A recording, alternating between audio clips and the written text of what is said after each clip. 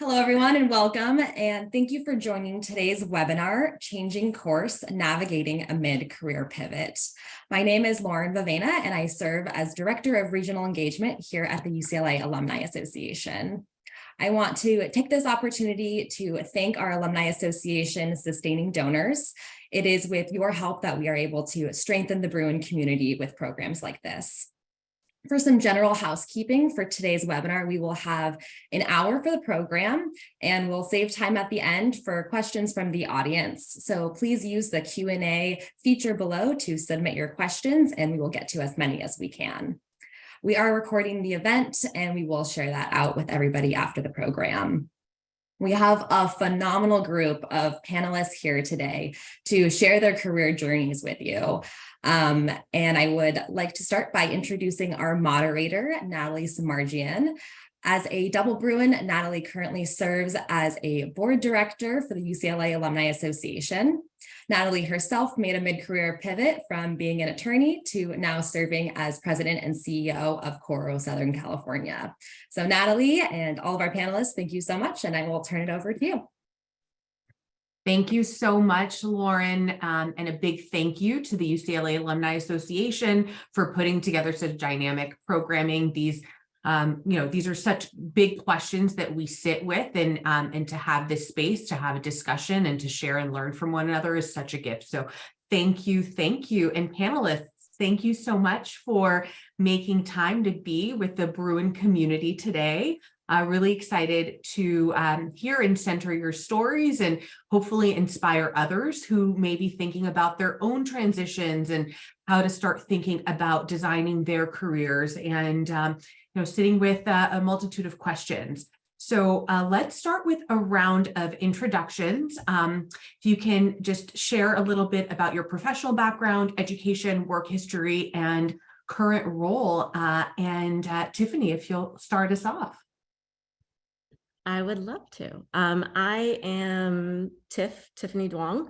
I am UCLA undergrad class of 2006. I went to Penn Law class of 2010. I'm a former renewable energy lawyer turned ocean storyteller and explorer. Wonderful. Thank you, Tiff. Brian? Hello, I'm Ryan Dusick. I'm a Bruin class of 01, bachelor's in English, and I have a master's now in clinical psychology from Pepperdine. In my first career, I was a musician. I was the founding drummer of the band Maroon 5. I was in that band for over a decade, and I transitioned just about 6 years ago into this new life as a therapist, an associate marriage and family therapist, and an author of a book that just came out recently called Harder to Breathe. And I've just been speaking, and I'm a mental health advocate at this point. Thank you, Ryan. Dr. Susie. Hi, my name is Dr. Susie Bajian. I was a career educator for 24 plus years. I got my undergrad in mathematics from Occidental College and my master's in math education. And then I went to UCLA to get my PhD in education. And so I was involved in K through 12 and higher ed for a long, long time. And I finally made a complete change in careers. And I'm the city clerk in Glendale. I'm an elected official, and that's my full-time job. Wonderful. I'm a Glendale resident. Thank you for your service, Dr. Abajian. And Nanette. Hi there. My name is Nanette Wassef, and I am a UCLA undergrad class of 97. Straight from there, I went to law school at Georgetown University, graduated in 2000, practiced litigation for about 14 years until I made a complete pivot into the fitness industry, opened my own indoor cycle studio, Chrome Cycle. Wonderful. We have, viewers, as you can see, such a dynamic group with such interesting and varied experiences and pivots. So let's dive right into the transition piece. We'll go around, and if you all would share, what inspired your transition into your current line of work, and just tell us about that, and can include sort of when you realized you wanted to make the pivot. Was it an exciting moment or an incident? Just, we want to learn about that process. So Ryan, if you you can kick us off. Yeah, well, thank you. This transition for me was really about inspiration and purpose for me. My previous career as a performer was very fulfilling, but I ended that career due to some physical problems that I had and understanding now some mental health issues that I was having. And I really struggled for about a decade. I was trying to continue to be a producer and a songwriter and work in that industry. But it was when I got sober and when I started this journey of recovery from addiction and from anxiety disorder, that I found new purpose in my life in being of service. And so I ended up following that path back to school to get a master's in clinical psychology and become a therapist and counselor. And it's just been very fulfilling to find this whole new journey that's been really really wonderful. Thank you. Thank you for sharing that. Tiff. So when I was a really unhappy lawyer, I went on a scuba diving trip to the Galapagos, and I found myself crying at the bow of the boat at 3 a.m., not realizing that I had been so unhappy and that I could still feel that happy. And that trip caused me to come back, quit my job, sell my house, and shift my whole life. And since then, I've just been campaigning for our oceans and for our planet and building together, creating a life that I absolutely love. I love that, centering your happiness and yes. And so we'll move on to our other lawyer who transitioned, Nanette. I'm going to echo the sentiment of moving into and pivoting into a career that was fulfilling for me, that created balance in my life. Also, as a practicing attorney, I really enjoyed practicing law. I loved being in the courthouse and advocating for my clients. I really enjoyed it. Litigation takes a toll on you like nothing else. Actually, let me rephrase. It takes a toll for me that was like nothing else that I ever had experienced. And it got to a point where my legal career was no longer serving me. And I actually looked to pivot within the legal industry first. And I just could not find something that seemed as meaningful coming out of litigation and being in court. So moving in-house or moving to working more on on paperwork, it just didn't appeal to me. And my transition to fitness was one thing that kept me sane throughout my legal career. And it was where I found my solace and where I found my happiness. And I wanted to be able to provide that stress relief and overall wellness to just a greater community, which slowly led me to open my own business. Thank you both for sharing that. I think it's so important. You've both segued from practicing law to sort of an entrepreneurial journey. But I think it's really important to share our individual stories, because Tiff, you shared you were leaving something that made you unhappy, and yet Nanette, you shared that you love the practice of law. And I think it's really important for us to underscore that when you're thinking about a transition, it's not always about leaving something that you are unhappy in and, miserable. You could be looking forward to something as opposed to always leaving something. I think it's really important to underscore that we have individual paths to our next destination. And Dr. Abadjian.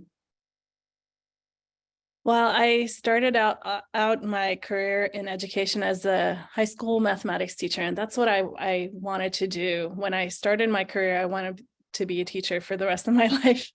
I loved teaching, I loved mathematics, and it brought me a lot of joy. But after 5 years of teaching at the high school level, I decided that I wanted to impact organizational change and larger change. And for that reason, I decided to pursue my PhD in education at UCLA to do research and teach at the higher ed level and perhaps impact policy in some way. And so that's what I did for a long time. It took me 10 years to finish my PhD in education. And while I was working on my PhD, I was also working for the teacher education program at UCLA for a number of years. I was a field supervisor. And then I transitioned into higher ed. I was an adjunct professor for a long time before I decided that I love teaching. I love teaching at the higher ed level, but it was not sustainable for me. And in order for me to get a tenure track position, the best chances for me were to leave my community and go somewhere where I knew no one and where no one else spoke my native language. And that was too high of a price for me to pay. So I left academia and went back to K through 12. Now, as an administrator, I had to clear my admin credential, and I did that for a number of years. I worked for the Orange County Department of Ed and other institutions, and while I was doing that, I was also elected to a number of positions. I was on the school board in South Pass for a number of years, so I was doing that on the side as volunteer work. And when I moved to Glendale, this opportunity came for me to run for office for the clerk position. And so I did, and I won. And so I had to leave my educational career and take this full-time position as the city clerk. Beautiful. Congratulations. And Thank you. we always need more women in elected office. So that's terrific. Well, thank you all for sharing. I'm hearing so much vulnerability in your stories and so much courage and a lot of risk. So I'm excited to dive deeper into these sort of, various dynamics at play. Tiff, if we could start with you and dive deeper into sort of the early stages of a transition. If you could walk us through your process for the early stages of your pivot, what were some of your initial first steps, and take us into some of the considerations, the questions, the potential fears. For sure. I love this question. I know that when I quit, I was pretty burnt out and tired, and just from wanting to quit and getting the courage to quit. So I knew I just needed a space to chill. And I think it was probably the first time in my life I had ever chilled, like not made myself do something, not had an answer. If people are like, oh, what's next? It's well-meaning, but it creates anxiety about making an answer. And I really challenged myself not to be like, oh yeah, I'm going to try this and apply here, to just give myself a blank slate, right? Because when you create answers, you kind of force a path. And I knew at that point that I needed, like, any path that I could see from where I was at wasn't going to lead me somewhere new and happy. So I just set my mind on not making answers for people, not trying to create an answer. And I would just say, okay, I'm going to see what feels good, right? Following joy, following little inklings. And then that would lead me to my next stepping stone. And from there, I could be like, okay, let's reevaluate and see what the next step is. So don't try to have the whole path mapped out, just pick your next best step. And let go of, for me at least as an attorney, I think there's a lot of identity in being a lawyer because it wraps up your whole life. So for me, I had to learn who Tiffany was, not a lawyer, right? And I had spent 10 years in law. And so who was I if I wasn't an attorney or an overachiever or a people pleaser, And so I had to unlearn all those things that had defined me for so long to make space to just explore. And I thought that was really important. Wow, Tiff, thank you for calling us all out. I feel so seen in that. Thank you for sharing that. I saw Nanette also as a former attorney, like nodding throughout this. And, I just want to pull out some nuggets you shared. So like when you create answers, you force a path and you follow joy. And that really aligns with some of the best advice that I've gotten in my career is like, don't try to create a 5, 10, 15, 20-year plan. Just try to plan the year, maybe 2 ahead, allow the learning in that year to propel your planning beyond that, leave room for your own evolution, your own growth, and your own learning. And I'm so inspired with how you sat with inquiry as opposed to answers. So thank you so much for sharing that. Ryan, now shifting over to you, values play such a critical part in many of our considerations to pivot and transition. We really, often are driven by the things that we value and the service and the ways that we want to contribute and sort of show up in the world. And would love to learn about values and the role that they played in your transition journey. How did you evaluate, audit, and center your values in thinking about your transition? Well, early on in my recovery, starting in 2016, the 12-step value of service was a big part of what propelled me towards what I ended up doing. I didn't have a grand scheme of where it would take me. I just knew that the feeling of being of service was really meaningful to me, and that it gave me a sense of purpose. That started out with just me volunteering at a recovery center and giving of myself in the ways, I've been so blessed in my life in so many ways that I felt almost a responsibility to give back, not just in terms of from the place that I've been in success, but from what I've learned in my journey. So that was something I wanted to do, and doing it more and more, I realized that it was a calling for me, and that to find a career in this would be even more fulfilling. So that's what really propelled me back to school to get a degree and to become a therapist. And then I just wanted to do it on an even bigger level when I realized that my story was somewhat unique, but also relatable to a lot of people in terms of the things that I struggled with. So having that value of service, I take that into the book that I wrote about my journey and the ways that I talk about it when I'm speaking. Thank you. And I just want to highlight Ryan's book, Harder to Breathe, and hope that you'll all check that out to dive deeper into a transition story and beyond. Thank you for sharing that.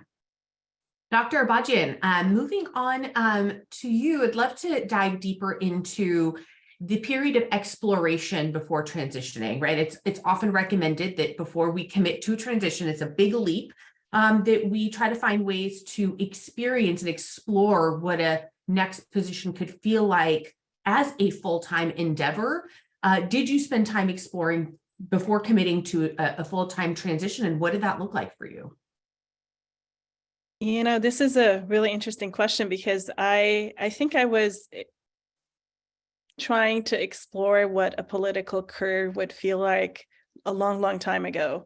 And I didn't know that I was doing that, but I was, because when I first graduated from college, I lived in Lincoln Heights for 13 years, and I helped organize the neighborhood council in Lincoln Heights and was elected to that council. So along the way, I was pursuing different political paths along the side of education, and they overlapped, of course, in a lot of ways, because they're both people-oriented careers. You have to work with people, you have to solve a social issue, and social issues, etc. But while I was teaching, I was organizing in the community, and also when I was in higher ed and when I graduated from UCLA, I ran for school board. So I was doing the school board thing while teaching in higher ed, and then back to K through 12. So I think that those different positions that I pursued, political positions, even though they weren't full-time, they were mostly volunteer positions. They helped me explore the possibility of having a full-time political career. And so when the opportunity came to run for city clerk, it wasn't something completely new. I had a lot of experience running campaigns, winning campaigns. I helped run other people's campaigns too. That was part of my volunteer work beforehand while I was involved in education. So I was always experimenting, I guess, or exploring the political career option, but I didn't define it as that. I was just doing what I like to do and what I enjoyed doing. And so when the time came to assume this full-time position or run this for this particular position, which meant that I would leave my educational career behind, it wasn't a huge jump. It was something that I was familiar with and I had done before. So. Got it. That makes a lot of sense. And with that, as we think about exploration and holding space for exploration, it's often tied to risk and thinking about ways that we can minimize risk. So I would like to name, on behalf of the former attorney community, we have 3 attorneys in this space, and we are notorious for being risk averse, but we have 2 former attorneys who have ventured into entrepreneurship.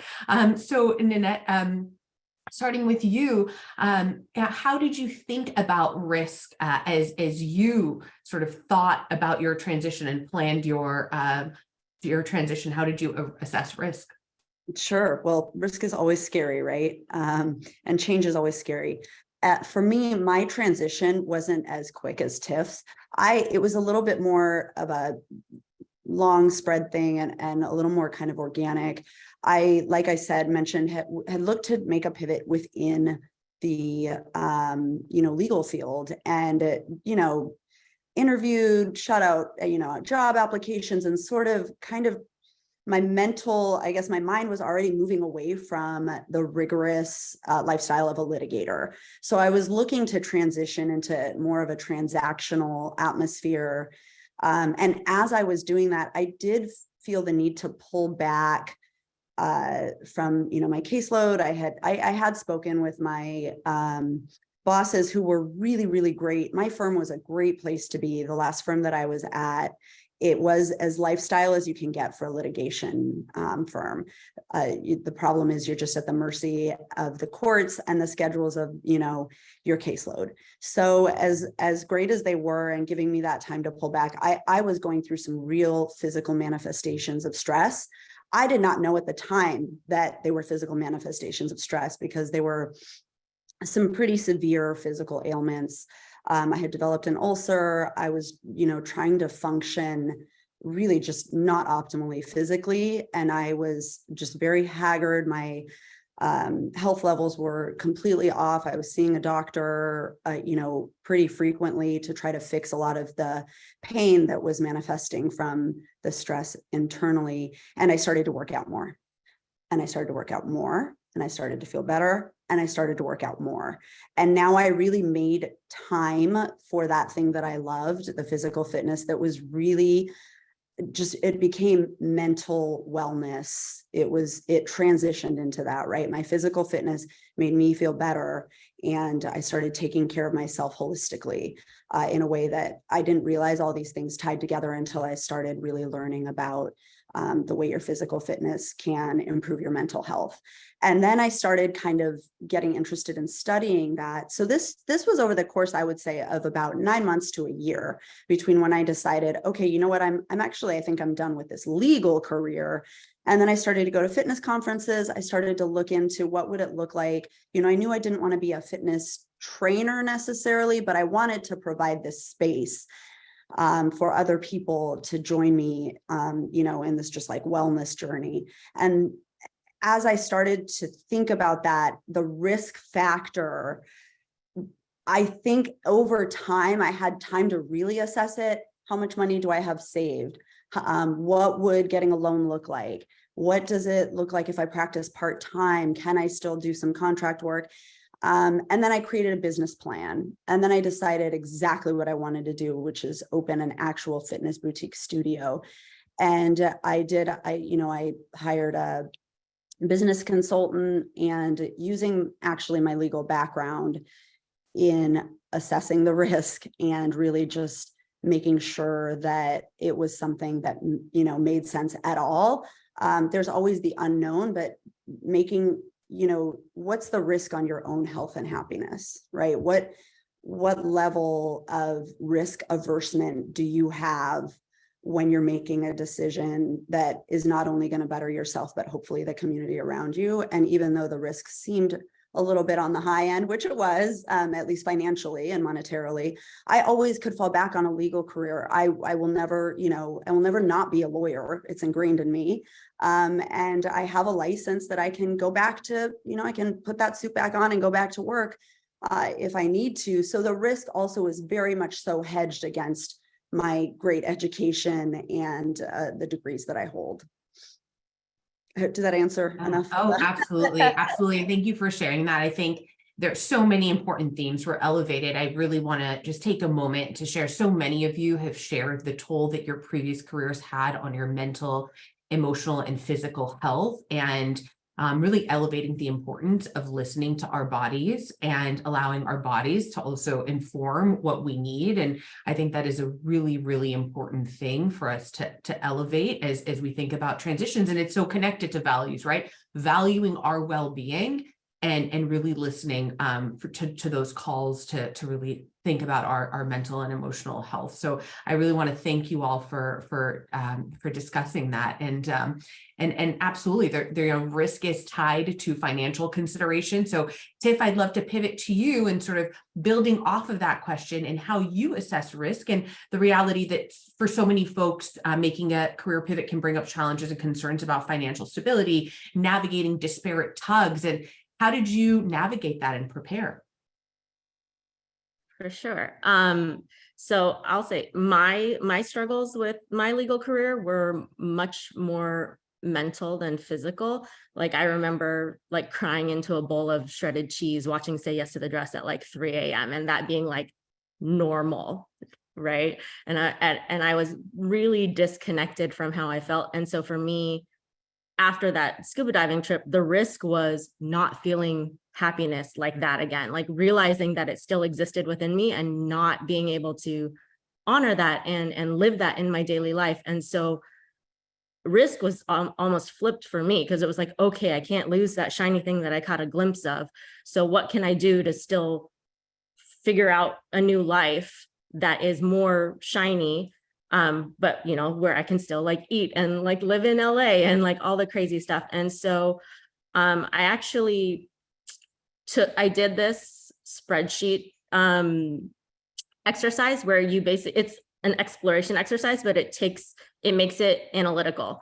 So I forced myself to do 50 first looks into things, whether that's reading a book, an informational interview, whatever it is that's a little bit interesting, trying a different kind of dive.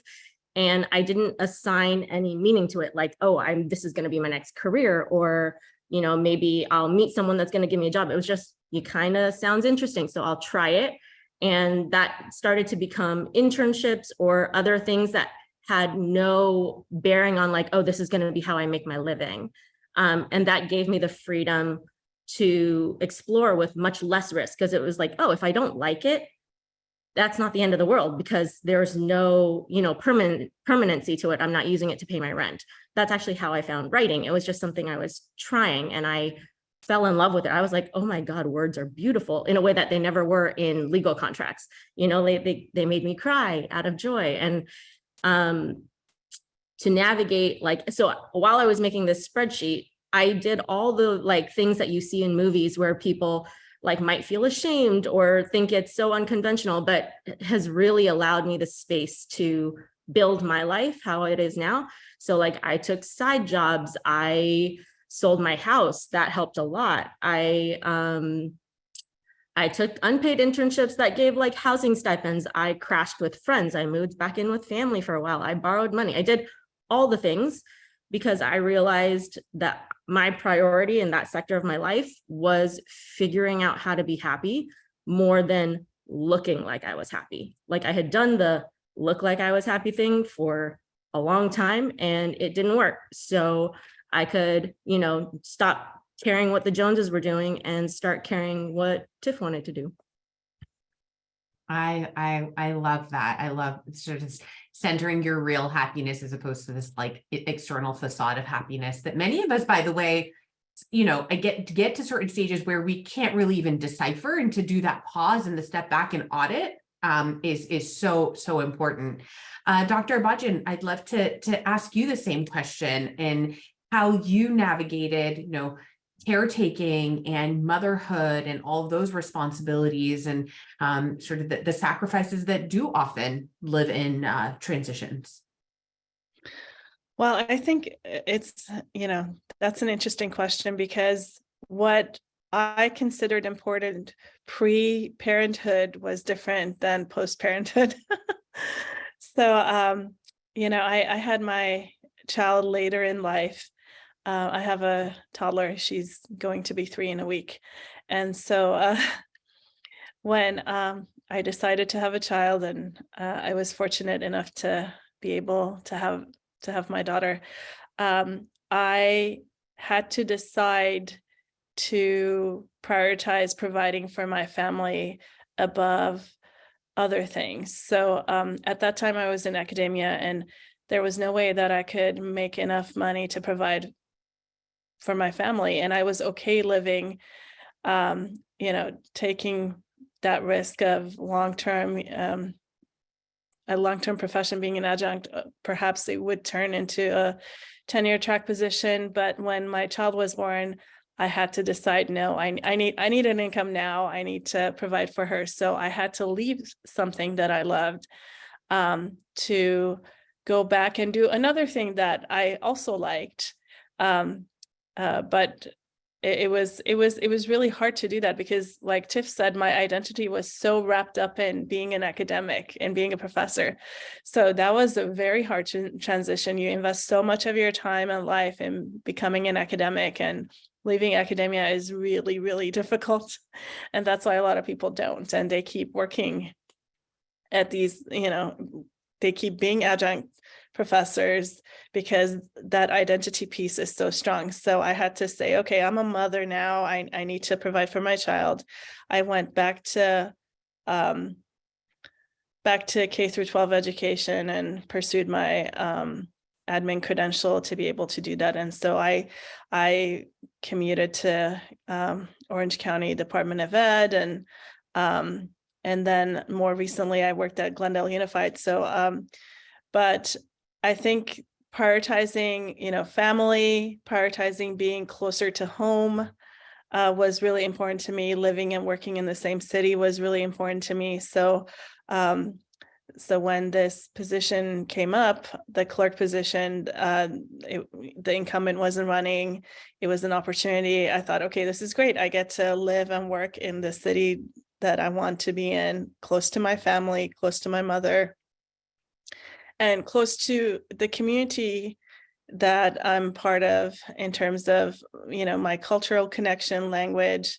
I wanted my child to grow up in a city where people can pronounce her name without any difficulty. And so all of those things helped me make that transition back to K through 12, and enabled me to also make that decision to run for the clerk position in my city.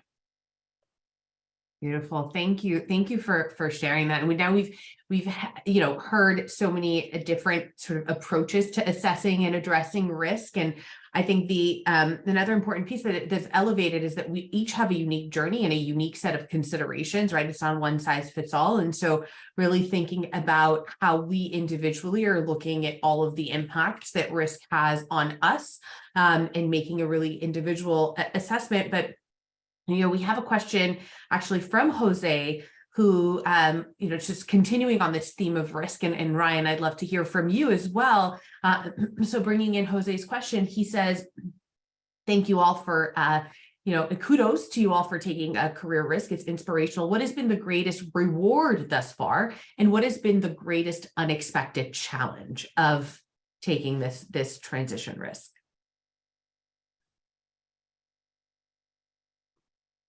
Oh, you're on mute, Ryan. Sorry about that. I thought I clicked it.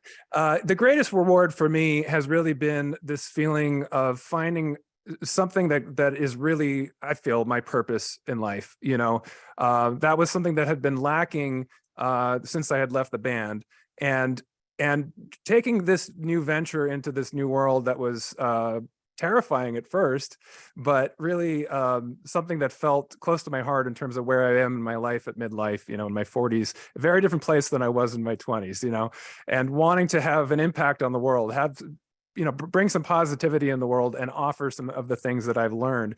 So that has been the greatest reward on a small scale. And just also getting to kind of achieve some of the dreams that I had deferred. I had this one dream of being a musician, and that was something I pursued from the time when I was 16 years old, seriously, for a decade. And at 28, I was retired from that career, really.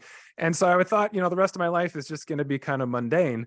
And then all of a sudden I realized I had this new passion, and it related to things that I was passionate about when I was young. I always loved writing. I was passionate about psychology my whole life, even though I didn't have an education in it. So going back and getting that education and informing the stuff that I do in my life, but the things that I'm able to give to others, that has all been very rewarding. Thank you for sharing that. And, I think we should also really name that it's a new day, right? we are in a generation in terms of careers where we can have multiple careers and enjoy multiple careers, and we don't really sort of have to start and end sort of one very linear path. And I think there was a time when that was seen as sort of untraditional and unorthodox, and we are fortunately moving into a space that is a real possibility in how we even design and craft our paths. So I think it's really important to name that it is a new day in how we think about careers and transitions. Tiff, you shared a bit about a process that you engaged in thinking about your transition, the 50 looks. And I'm really fascinated by that. You know, people lean on different frameworks to evaluate whether a transition makes sense for them. There's the regret minimization framework to evaluate what you may regret in your older age. Would it be trying to build something or failing to give it a try, or just not doing it at all, right? There are different frameworks that folks lean on in thinking about that decision. I think that may be helpful to viewers. So were there, for others in the space, Nanette, maybe pivoting to you, was there a framework or questions or thought experiments that you leaned on in evaluating your consideration to pivot? To be honest, not really. That's really like the honest answer. Yeah. I think for me, the path just really organically popped up in front of me. And it was like this nagging to get away from where I no longer had balance in life. It wasn't a conscious, I'm going to make a career change because, you know, we're at that time where that's, you know, cool to do, or it's, you know, it's something it's not like I always wanted to go into fitness. I didn't. I always wanted to be a lawyer. Always. I used to watch LA Law with my parents and be like, I'm going to do that one day. You know, at the age of like 10, and I did it and I loved it. So again, it was strange for me. I think a little bit unique for me in the sense that I wasn't really trying to, let me find let me move into my next passion. It was more a little bit of disappointment that my true passion was really just not serving me as an individual anymore. And again, like practicing law, like I had a love relationship with it, but it was like I needed to kind of get away from maybe this could be like an abusive relationship, and I needed to find a healthy relationship. And it kind of organically came from something that I leaned on so much toward the end of my legal career that really propelled me into that. And using that, you have no idea. I think most people have no idea. I certainly didn't before I made the switch into the fitness field, how much business acumen and professional ability is really required in the fitness industry. I think the fitness industry as a whole gets a little bit of, it's kind of taken for granted that it's like, oh, you just, there's a person that trains you and you get physically fit. And like, how did that person get there, right? There's a lot of business acumen and necessity that comes into running a successful fitness, studio and or any gym. And it takes a lot of foresight, a lot of planning, a lot of customer service ability, and leaning on your community to kind of pull all that out as well. And I think my legal, kind of having that legal background made it easier for me to make this pivot and transition, because there's so much more. There's a lot of legal work required. I use my legal skills every day still. I've been open Chrome Cycle's been open for almost 6 years, and I still every day use my legal skills in my work. And that's fulfilling, that can be really fulfilling. So it wasn't so much of my view on pivoting away from something as much as leaning into what was serving me and moving into and transitioning organically into that. So many themes highlighted. Thank you for sharing that. I think it's really important to know some of us have frameworks, and some of us really just the path is really organic and draws us in. And so this is not prescriptive in any way. I think that's such an important message to drive.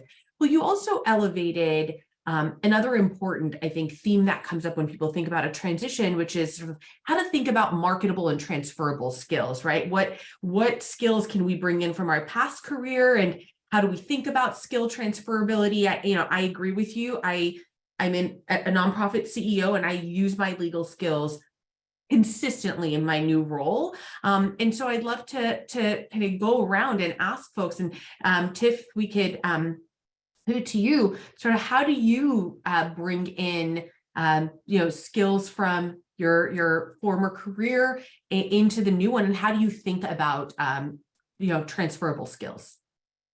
For sure. I'll start this discussion by saying I think at least for people who are like entrepreneurs, like Nanette was saying, or like freelancy kind of people, you hack together this career that kind of has a name, but you're also a business owner, you're also a marketer, you're also all these things.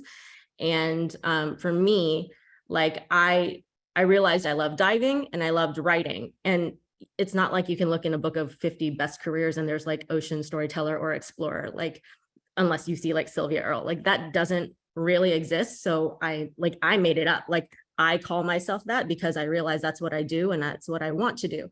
And that's like something I had to learn to give myself permission to do. When I first quit law, I was calling myself an advocate because it's like law adjacent. It felt safe, right? This is like risk descaling. And then as the years passed, I was like, oh, maybe I'm just a conservationist. Oh, maybe I'm just a diver. And then I've created this by realizing that I had all these skills to lean in from.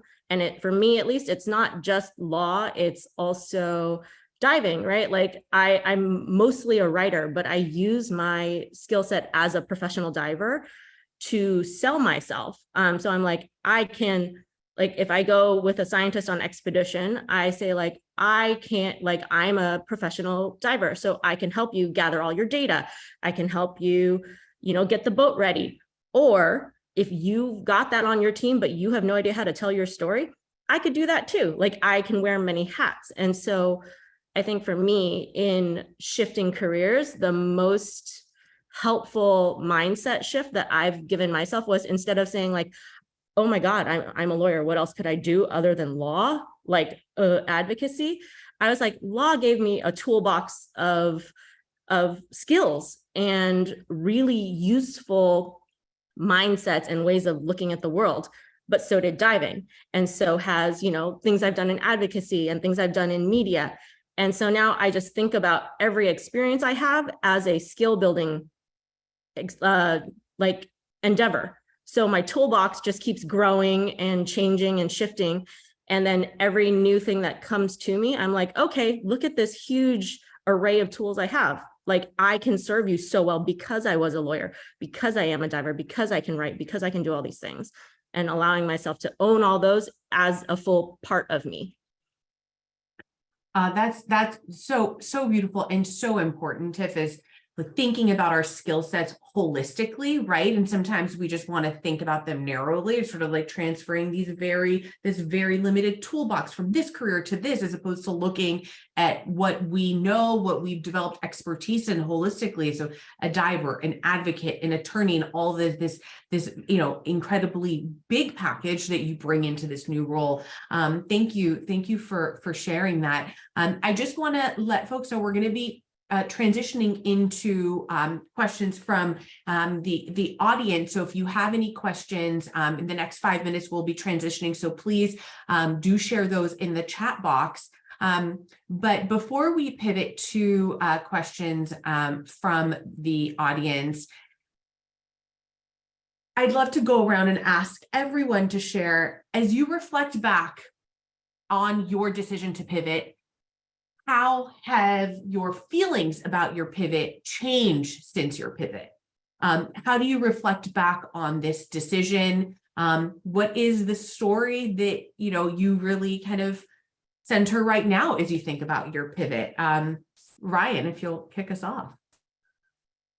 Well, my perspective on life has changed so much in the last 6 or 7 years, and I've come to this place where I really see life as being a series of seasons.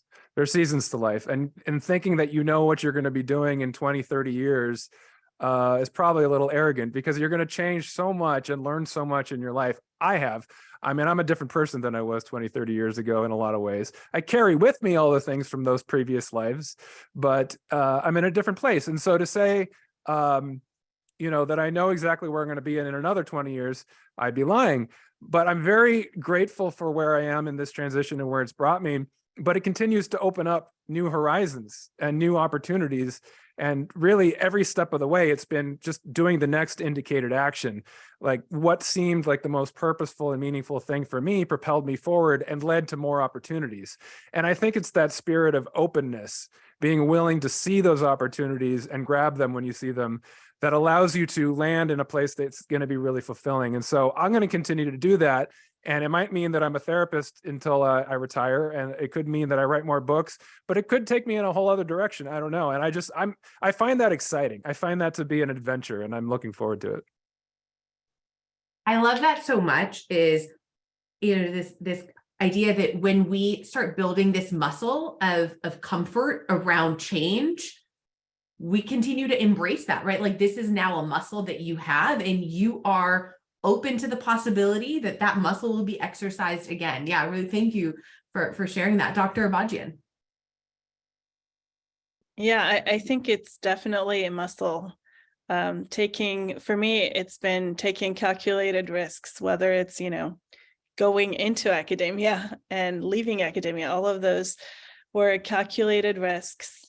And there is a certain level of not knowing whether things are going to work out or not. I mean, leaving a 24-year career in education, within education, I pivoted a lot, but I could always justify and say, hey, I come from this background. It's somewhat applicable to the new thing I'm doing within the same field, but completely leaving that field definitely felt scarier than the other changes I had made in my life. And it felt like a big risk. It felt like maybe, I shouldn't be doing this. Maybe this is career suicide. If I ever want to go back to education, I don't know if I can get the same level of employment, et cetera. But at some point in life, you have to be open to new things. I'm so glad that I took this risk. I really enjoy my new position.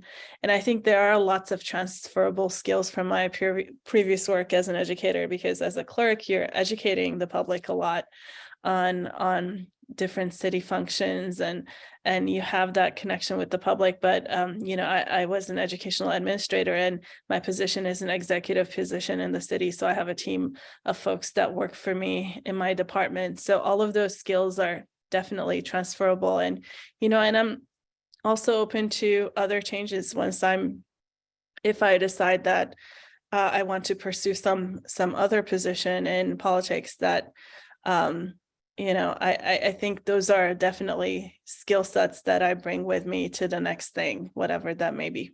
So I'm loving this theme of like transition has actually just made me more open to another transition. Ninette. Yeah, I mean, I will echo that. I think one of the most satisfying things about transitioning and pivoting and taking that risk is knowing that I really did something based on really strong intuition and listening to my gut, honestly, to make a transition that would make my life better and make me able to provide that same service to others to make their lives better. That keeps me open as well to, I hope that Crumb Cycle is here forever. And I hope that I can run this studio for many, many years to come. But being open to also seeing where that takes me in the fitness and wellness space, or being able to, maybe I bring everything back together and tie in my legal career or, experience as a business owner, and, taking that somewhere to help future entrepreneurs. It's really scary. It's very scary to step away from a, sure thing, an established career, a fixed income, a guaranteed paycheck, to really doing something for yourself that you don't have that to rely on, but you're willing to take that risk to see where it leads you, and being able to navigate through that and provide that experience and education and wisdom to those coming after me is also something that's becoming very fulfilling. I have studio owners or potential studio owners or people who are unsure, entrepreneurs that want to go into the fitness space, reach out all the time through cold emails, Instagram messages, just finding random ways to ask questions. And I'm always open to those because, I reached out to a few people before I opened my business, and it was scary to do that. And being an entrepreneur, looking up to someone who's already an entrepreneur and having them, pull you up and give you that helping hand is like so invaluable. So taking that, shifting it, and being able to transition that and doing the same for others is also something for me that I look forward to. Yeah, absolutely. And Tiff? Yeah, I have not regretted my decision for like even a millisecond. Like, I am just exceedingly happy in my life now, even when it sucks. Like, it's the kind of suck I want, because like nothing's going to be roses, but I love the challenges that I have. I love the difficulties I have to work through. And I think my biggest takeaway is, if something scares you and excites you at the same time, it probably means you should do it. Like, if it makes you like, like there's something there, and to be open enough to lean into it, and to know that like, even if you shift your career once, it's probably not going to be the end. We are evolving people, as you said, and we're all, strong enough, brave enough, smart enough, resilient enough to figure it out and have some fun along the way. I love that. It's the kind of suck we want. Selecting that and being deliberate about that is so, so important. Tiff, actually, I'm going to stay with you. We have a question from Julia, and she's essentially asking what advice you can give on career transitioners with regard to periods of unemployment, through the interview process. I think essentially how to tell the story in a way that is compelling, and to address those gaps in employment, and in a transition or a leap. How do you engage in that storytelling to a prospective new employer, and generally explaining gaps in resumes? Yeah, sure. So when I quit law, I took a year off, and it ended up being 3. But throughout that whole time, I was trying all these different things. Like, I had side jobs, and I had unpaid whatever it took for me to try things out without giving myself pressure. I've found that after that period, nobody has been like, were you just sitting on the couch for 3 years? Like, no one is that mean in an interview. And if they are, you probably don't want to work there. So trust that you will figure it out during your, unstable, uncertain period.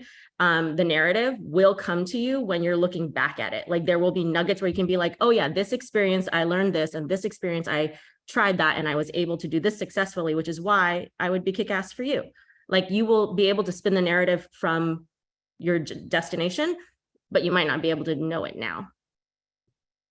Absolutely. I think that's such sound guidance. And I think to the extent that we can approach our stories authentically and honestly, and also confidently, I think that's really well received. And there's no prescriptive path. Like, there's no formula that says we can't pivot and we can't have breaks, right? So part of the work is really demystifying our own expectations of what our resumes should look like, and the continuity. Giving ourselves permission. That's it. That's absolutely right. Giving ourselves permission.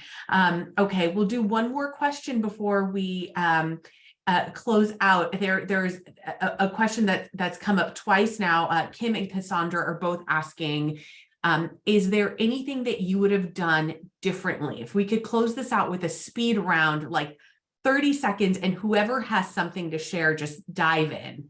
What would you have done differently? And if it's nothing, then nothing. I think I would have done a few things differently. I think, looking back, I feel that I should have perhaps listened to what wasn't working for me quicker, sooner, and been able to let go of those things sooner. I think the length of time that it took for me to let go of the things that weren't working for me is a bit regrettable for me, I think. So that's one thing I would change. Wow. Okay. Then folks probably expect to hear do it slower, but your advice is do it faster. Listen to yourself more. Anyone else? This is kind of a broader thing. Just looking back on my life of something I would have done differently. As a younger person, I would have stayed more teachable. And that's something I try to carry into what I'm doing now. It kind of goes back to this idea of openness that I was talking about earlier. You know, I think that pride and arrogance, especially of youth, can keep you from learning things, keep you from moving forward into spaces that are uncomfortable, right?